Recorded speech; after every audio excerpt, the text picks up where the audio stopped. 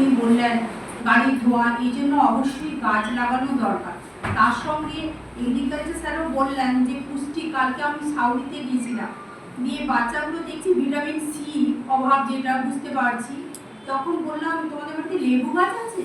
তখন বলছে না তো লেবু গাছ নেই, বাজার থেকে কিনে নিয়ে আসবো। কারণ এমন কিছু চতুর্দিকে জঙ্গল হয়ে আছে, কিন্তু একটা সামান্য লেবু গাছ লাগানো যায়। একটা পেয়ারা গাছ, আমরা আপেল ঠাকুরদা বাজারে আপেল কেনার জন্য 300 টাকায় আমরা যাই, আমরা ভেবেছি প্রচুর পুষ্টি ভ্যালু আছে।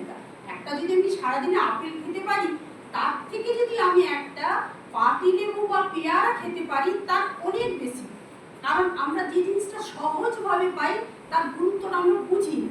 যেটা আমরা ভাবি যে কস্টলি, এটা মানে ভালো জিনিস তাহলে হবে আর কি। এমনি কালকে আমি বাচ্চাগুলোকে আমরা সবাই দেখার পরে বললাম যে ওটা পাতিলেবু ভাতে একটা পাতিলেবু খাওয়াবে। মোসাম্বি কিনতে গেলেও 200 টাকা কেজি।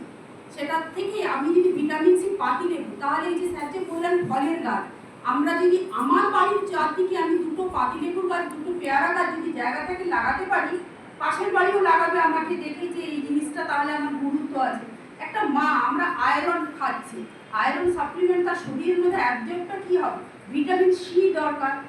তাহলে আমরা যদি একটা পাতিলেবু খাই, তাহলে কিন্তু আমরা যথেষ্ট পুষ্টি গুণটা ব্যবহার করতে পারবো।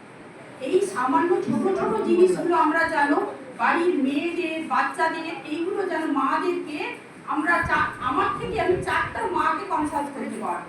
এই জিনিসগুলো অবশ্যই আপনারা মাদেরকে বলবেন আর চেষ্টা করবেন তাদের পুষ্টি ভ্যালুগুলো বোঝানোর জন্য। আপনাদের এর আগের বারেও পুষ্টি নিয়ে আলোচনা হয়েছে, এগুলো চেষ্টা করবেন। আর গাছ লাগান, প্রাণ বাঁচান, আপনারা সবসময় জানেন। ঠিক আছে।